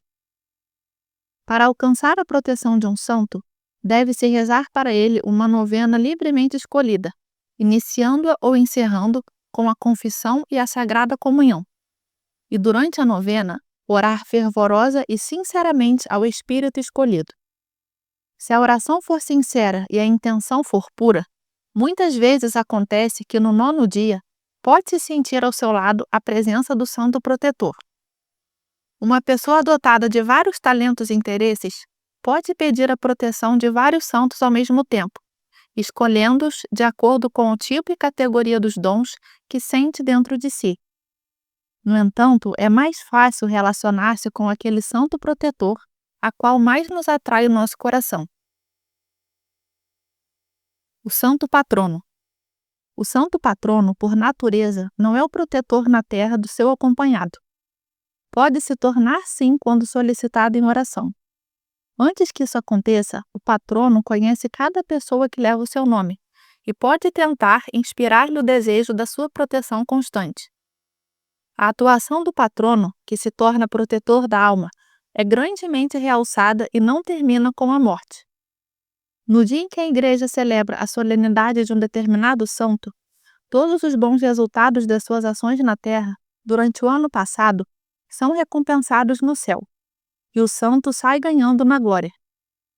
O aniversariante desce nesse dia aos mais baixos círculos do céu, onde recebe reverência e agradecimento das almas, a quais ajudou a alcançar a felicidade. Em tal dia pode ainda interceder junto a Deus pelas almas mais sofridas de pessoas que durante sua vida tiveram devoção especial a ele ou que levavam o seu nome. É muito importante o oferecimento da Santa Missa pela alma do falecido no dia do seu patrono. No momento em que Deus cria a alma do homem, também lhe atribui o anjo da guarda. Este é um espírito cujos dons estão intimamente ordenados aos da alma a ser cuidada. O anjo da guarda. O anjo da guarda, sendo um ser unido a Deus e que compreende a Deus, possui o intelecto perfeito e independente. No entanto, para ser um companheiro inseparável do homem, em tudo que este vivencia, a mente do anjo da guarda possui a capacidade de adaptação a qualquer idade e nível do homem. Por isso pode-se dizer que o anjo da guarda cresce juntamente com o homem, embora obviamente o termo não seja exato. Se as pessoas soubessem viver mais plenamente a vida espiritual, sentiriam ao seu lado esse bem selecionado e amável companheiro. Desde a infância, passando pela meninice, juventude, idade madura até a velhice, poderiam conviver com ele como amigo inseparável e o mais fiel e mais devotado. No entanto, devido ao fato de que o mundo material obscureceu ao homem quase completamente o mundo espiritual, apenas uma criancinha conhece a comunicação maravilhosa com o seu anjo. Sorrisos quase imperceptíveis no rosto da criança adormecida refletem esse contato alegre. Com o passar do tempo, devido ao defeito e imperfeição da natureza humana, tal contato nítido se torna embaçado, e somente em casos muito raros o homem consegue restabelecê-lo. A preocupação do anjo da guarda com relação ao homem se limita a protegê-lo do que poderia lhe acontecer com a permissão de Deus. Em tais casos, o anjo da guarda tem o direito de intervir junto à providência de Deus e, intercedendo, pode preveni-lo de muitas coisas. No entanto, isso só pode acontecer se o homem, tendo a boa vontade, mesmo que inconscientemente, escute as instruções e alertas interiores do seu anjo da guarda. No que diz respeito à vida interior do homem, o papel e o dever do anjo da guarda é também guardar, registrar e recordar-lhe as inspirações e luzes enviadas por Deus através dos santos. Inspirações que, sem a sua ajuda, o homem poderia esquecer e desperdiçar com maior frequência do que, lamentavelmente, isso acontece apesar da sua atuação. Visto que o anjo da guarda está sempre com o homem, este o expõe a grande dor, tristeza e angústia cometendo o pecado. Como uma criatura que ama a Deus com um amor consciente e pleno, o anjo odeia o clima do pecado. Pela vontade de Deus, entretanto, a sua união com a alma não é rompida nem mesmo pelo pecado do homem. Ao contrário da comunhão com Deus e com os santos, que é interrompida pela escolha consciente do mal. O anjo da guarda ama a alma humana, como a irmã gêmea, e deseja sua salvação o quanto antes, ao que inclusive está intimamente relacionada à plenitude da sua própria felicidade. Quando a alma está no purgatório, o seu anjo da guarda a espera ansiosamente no nível mais alto do céu destinado a ela, e que após a purificação também ela alcançará. Apesar do purgatório, a sua comunicação continua. O anjo da guarda, como o espírito perfeito, não pode sofrer com a alma. Mas enquanto o plano de Deus não se realizar completamente com relação à alma, ele também não terá a felicidade completa. A plenitude da felicidade eterna do anjo da guarda nunca será maior do que a felicidade plena da alma a ele confiada. Em certo sentido, estão sujeitos à lei dos vasos comunicantes. Somente quando ambos atingirem o topo da felicidade eterna, o seu relacionamento mudará um pouco. A alma salva atingirá pelo conhecimento e proximidade com Deus o mesmo grau de inteligência que o anjo da guarda teve desde o início por sua própria natureza. Isso poderia se comparar à diferença entre irmãos, dos quais um é muito mais velho do que o outro. Na infância e na adolescência, esta diferença é marcante. No entanto, quando os dois excedem um certo limite de idade, ela se apaga completamente. O anjo da guarda nunca abandonará a alma salva da qual cuidava. Permanecerá com ela por toda a eternidade. O fio que liga a alma ao seu anjo da guarda é tão forte que somente a condenação da alma pode rompê-lo irremediavelmente. Se for o caso, Deus dará ao anjo órfão uma outra alma, e a memória daquela que, apesar de todos os seus esforços, de todas as graças e de ajuda de Deus, livremente escolheu o mal, desaparece completamente da consciência do anjo da guarda. A incumbência dos Espíritos Santos iluminados, além de cuidarem dos homens, é a adoração constante da Eucaristia na terra. Em cada igreja ou capela, onde é guardado o Santíssimo Sacramento diante do sacrário, além dos anjos, também diversos santos ficam de guarda revezando-se. Na maioria das vezes, é o patrono de uma determinada igreja que, com amor e glorificação, presta esta guarda de honra. Nem por um momento o Santíssimo Corpo e Sangue do Senhor ficam sem esta assistência invisível. Enquanto o reino de Deus não vier ao mundo, e enquanto o Senhor Jesus for prisioneiro apenas do tabernáculo e não de todas as almas e corações humanos, até então a igreja triunfante cuidará para que o Deus oculto no pão e no vinho nem por um momento fique sem ser adorado na terra. O mundo invisível inteiro é cheio de diversos tipos de espíritos. O espírito acolhido pelo homem, voluntariamente e permanentemente, se tornará o seu guardião, conselheiro, zelador e finalmente seu senhor. Estão enganados os que imaginam que qualquer pensamento, bom ou mau, são seus próprios pensamentos. Sem perceber, o homem sempre se inclina para ouvir as incitações do mundo espiritual, às quais cede ou não. Todos os desejos, pensamentos, ideias, toda a criatividade, independentemente da direção, enfim, tudo que um homem costuma considerar como seu, apenas lhe é sugerido pelo mundo sobrenatural, que o rodeia por todos os lados. Não há pensamento que surgisse por si mesmo em seu cérebro. O cérebro é apenas, por assim dizer, um receptor de ondas enviadas do além-mundo. Do discernimento e do livre-arbítrio do homem depende se vai aceitar e seguir uma determinada inspiração. Tanto os bons espíritos quanto os maus podem apenas aconselhar, persuadir e sugerir, mas não podem nos impor nada. A única propriedade real do homem, que nem mesmo Deus lhe tira, tendo uma vez a concedido deliberadamente, é o seu livre-arbítrio. Inferno, Satanás, demônios, espíritos malignos e almas perdidas. O inferno. Como o céu, também o purgatório e o inferno se dividem em diferentes e inúmeros círculos. Quanto mais inferior o círculo, mais terrível e pesado o tormento dele. A alma condenada conhece toda a grandeza, poder e beleza de Deus, e ao mesmo tempo tem a consciência de que nunca o poderá contemplar. Sabe que seu sofrimento é eterno e que nada aliviará e nem diminuirá esse tormento. Queima um fogo eterno de desejo e de ânsia pela felicidade que nunca será dela. Este fogo devora e consome a alma condenada, mas nunca irá consumi-la e destruí-la. Um terrível e inexorável nunca a espreita por todos os lados.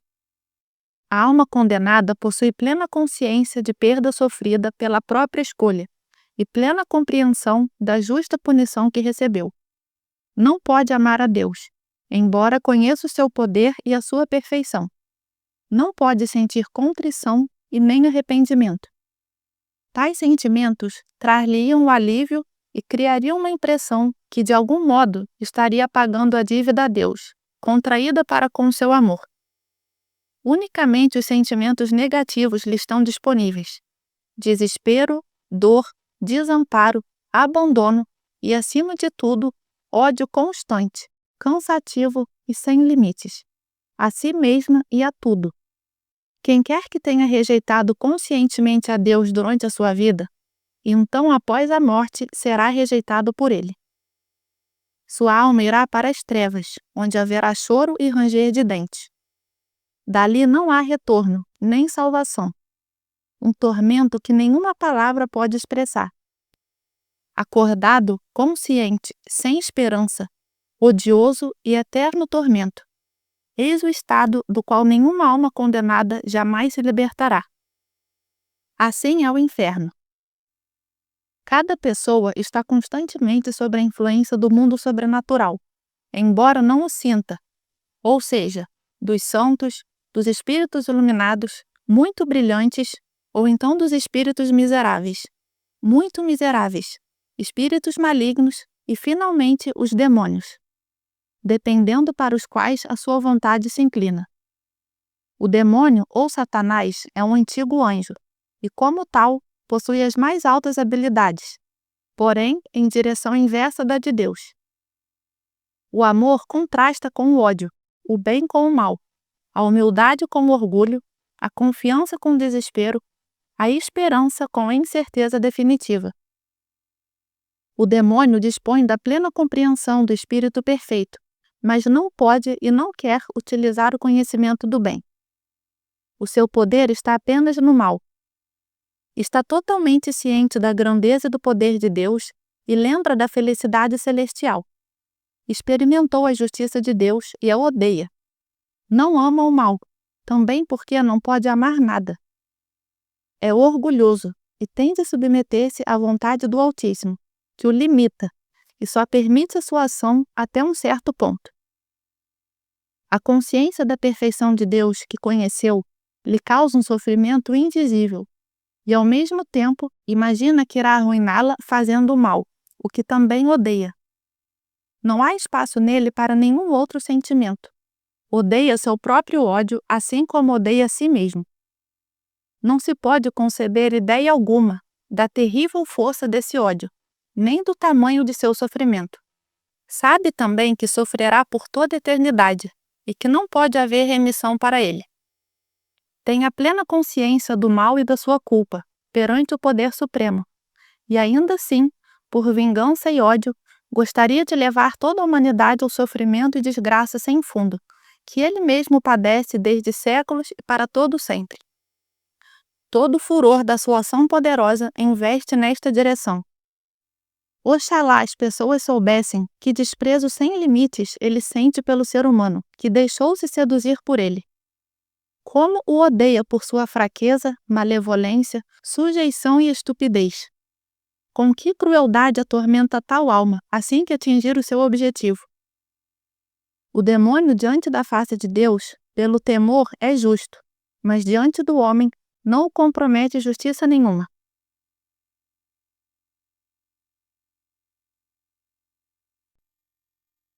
Entre os demônios existem espíritos mais poderosos e mais fracos. Há uma hierarquia muito vasta no mundo das trevas. Cada demônio tem um caráter diferente, tem a sua especialidade.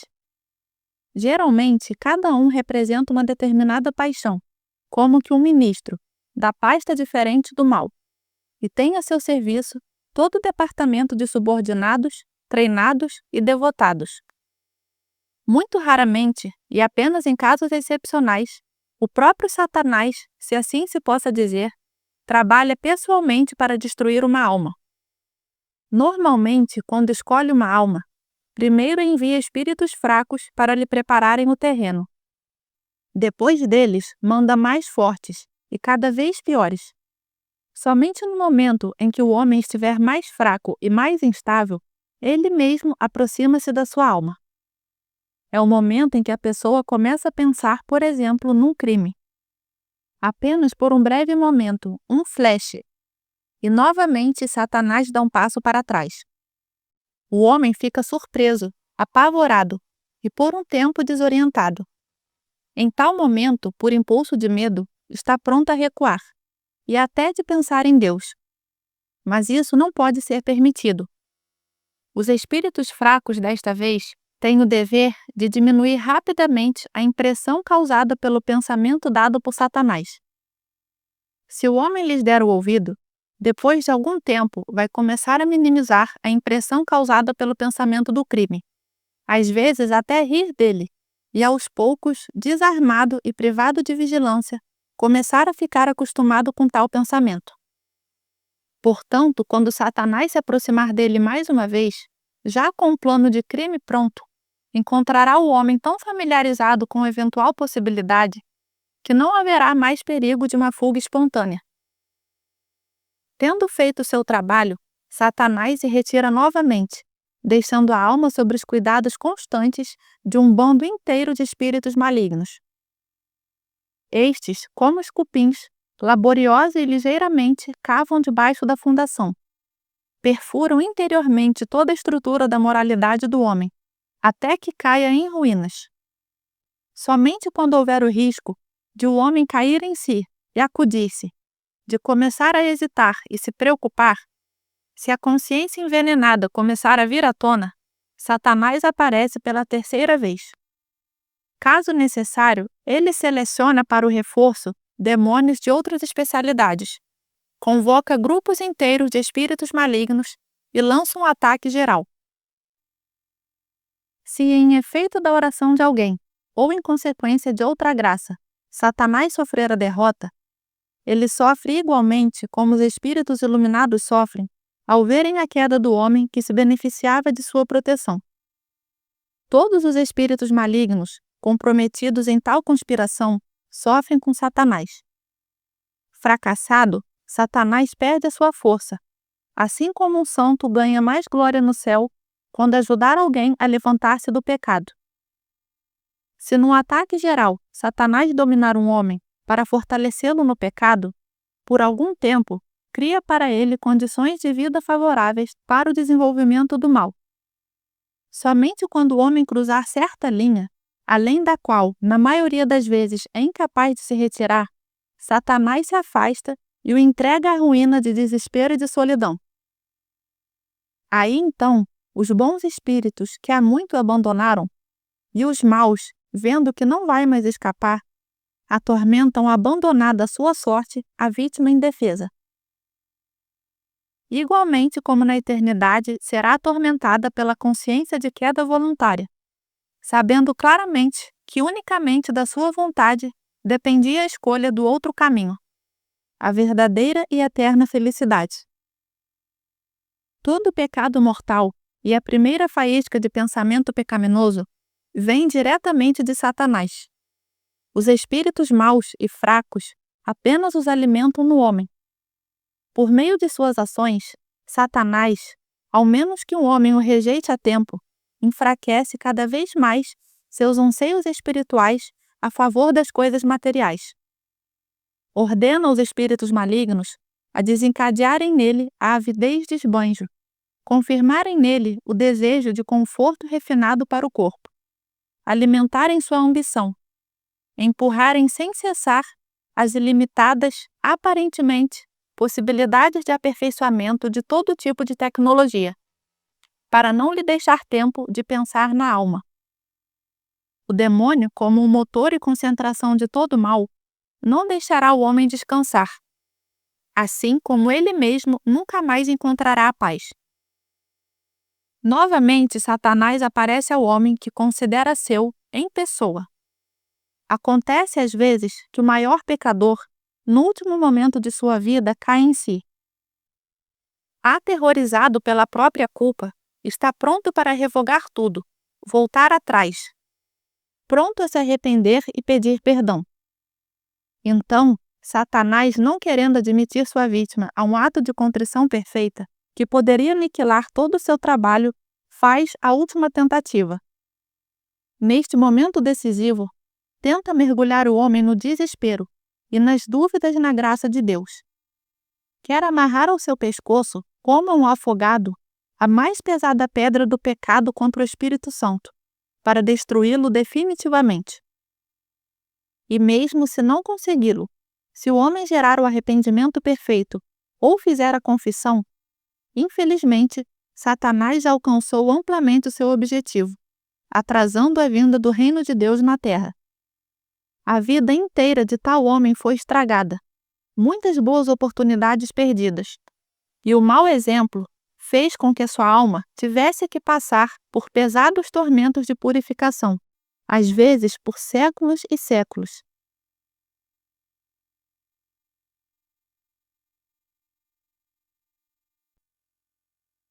Espíritos malignos. Os espíritos malignos são as almas de pessoas condenadas, outrora altamente dotadas por Deus. Talvez por essa razão sejam tão fortes em sua ação, quando notarem no homem até a mais leve inclinação voluntária para o mal. Assim, quando alguém reflete muito qual caminho deve seguir, prontamente lhe oferecem conselhos convenientes, aproveitando-se da sua indecisão. Os espíritos malignos, sendo espíritos superiores, na sua raiz maligna, agem conscientemente, habilmente e propositalmente. Porém, igualmente a Satanás, raramente se ocupam com o homem fraco e instável. deixam-no aos espíritos fracos, ou muito fracos, que facilmente podem vencê-lo, entregando aos espíritos cada vez mais inferiores para de qualquer maneira virar servo do demônio. Um espírito maligno age mais frequentemente ao redor das pessoas fortes, talentosas, com grande potencial, pessoas que, uma vez entregando-se ao seu poder, podem fazer muito mal no mundo, e assim trabalhar com ele para o reino das trevas. Com quanta habilidade, com quanto conhecimento de psicologia, de inclinações e de fatos hereditários, o espírito maligno procura conquistar tais pessoas. Como lhes ajudam? Como cuidam dele? Como sabem remover todos os obstáculos do seu caminho? Muitas vezes, assim, pode-se explicar o fato de que pessoas más geralmente se dão muito bem nesta vida. As lendas, historinhas, contos e fábulas frequentemente contêm muito mais verdade e sabedoria que alguém possa imaginar. Tais personagens das lendas, que em troca de entregarem suas almas ao diabo, inesperadamente enriqueceram, são todos os especuladores sujos, exploradores, os que adquiriram a fortuna de maneira imoral e desonesta. Eles se enganam ao pensar que foi a sua inteligência, sua mão de sorte ou prosperidade favorável que lhes deram o sucesso. Alguns, por sua própria culpa e negligência voluntária, não percebem claramente a quem servem. Acreditando que estão fazendo exatamente o que querem, seguem aonde o espírito maligno os leva. Outros, conscientemente e livremente escolhendo o mal, fazem de tudo o que o espírito maligno lhes inspira, na convicção de que sempre e em tudo vão continuar a ser benevolentes para com eles. Todavia, os homens podem contar com a proteção do espírito maligno somente até ser atingido o que o inferno exigiu deles, e para aquilo que podiam ser usados. Empurrados abaixo de certo nível, de onde geralmente não conseguem mais se reerguer, tornam-se os mais miseráveis servos das forças das trevas por toda a eternidade. Por conseguinte, o homem mau, que afirma não estar amarrado a nenhuma crença, nem estar ligado a vínculo algum, mas que é livre e original, há muito tempo se tornou um escravo do senhor mais cruel. O espírito maligno, em cujo poder se encontra, elimina nele todos os pensamentos acerca da vida futura. Fortalece uma falsa convicção de que tudo termina com a morte, para que a vítima, apavorada com o que a espera, não lhe escape no último momento. Se tal homem a tempo se lembrasse que foi criado pelo Poder Supremo para um propósito importante, e que a vida no mundo é apenas um átrio de um mundo melhor, uma provação, um complicado às vezes quebra-cabeça que somente a boa vontade pode resolver, e que não se pode violar, ousadamente e refletidamente, as leis deste Poder Supremo, para depois não sofrer da sua justiça. Quão desesperadamente tentaria escapar e se defender? Infelizmente, o véu que permitiu estender diante dos seus olhos é tão denso que somente um grande e consciente esforço da sua parte poderia removê-lo. Espíritos fracos. Espíritos fracos ou muito fracos são as almas condenadas, as mais inferiores de pessoas pouco dotadas, que pela preguiça, permanecendo durante toda a vida na mediocridade morosa, pela própria culpa e própria vontade, negligenciando os dons que receberam, não apenas não atingiram o seu devido nível de perfeição, mas praticando o mal passivo, não fizeram nem mesmo o menor esforço nesta direção durante toda a vida. A consciência e a ação de tais espíritos são muito limitadas e, portanto, pode-se dizer inconsequente. Há algo de acidental em suas ações. Por isso, o homem que se deixa dominar por eles está cheio de incertezas interiores e desorientação. Às vezes, grupos inteiros de tais fracos guardiões se juntam em torno de uma pessoa, e como suas ações são diversas, causam no homem a divergência de desejos, conceitos e aspirações. Quando a voz de consciência do homem claramente se manifestar, exatamente são eles que lhe sugerem soluções aparentemente prudentes, sóbrias e efetivas na linha de menor resistência, nas questões duvidosas ou delicadas. Por isso, os espíritos fracos, como que automaticamente, arrastam cada vez mais para baixo aqueles que não têm firme vontade para fazer o bem, não desejam a perfeição e os que recuam constantemente. No mundo espiritual, o movimento é igualmente obrigatório como no mundo material. Aqueles que não sobem têm de cair. Os espíritos fracos no mundo invisível são uma espécie de algas. Embora pareçam frágeis, podem amarrar e subjugar alguém sem saída, contribuindo para sua ruína. Não o fazem com plena consciência, como Satanás ou os espíritos malignos, mas por causa da sua natureza fraca, assim como o homem de caráter fraco e débil, que não sabendo influenciar positivamente o seu ambiente, empurra as seduções para o estado de passividade, prejudicando-se a si mesmo. Os espíritos maus e os fracos também frequentemente comunicam-se com os homens, durante sessões espíritas, embora às vezes possam chegar almas que padecem. Todos tais espíritos sofrem e buscam incessantemente um descanso. No momento de entrar em contato com o ser humano, e enquanto o contato durar, não sentem o seu sofrimento. Para prolongar o máximo possível esse tempo, eles respondem ansiosamente a todas as perguntas feitas durante as sessões. Os espíritos malignos, com plena consciência, enganam as pessoas, enquanto os fracos, cuja consciência é estritamente limitada, falam quaisquer coisas e tentam sustentar a atenção das pessoas com qualquer coisa que seja, só para manter contato por mais tempo possível, o que lhes traz alívio e sossego. Os espíritos malignos sabem se fingir de espíritos iluminados. Portanto, se alguém tentar conhecer os segredos do além através de sessões espíritas, pode ser facilmente enganado. Que Deus te abençoe e te fortaleça. Se esse vídeo tocou seu coração, não esqueça de deixar o like, comentar sua opinião e se inscrever no canal. Assim você nos ajuda a espalhar ainda mais a palavra. Nos vemos no próximo vídeo. Fique com Deus!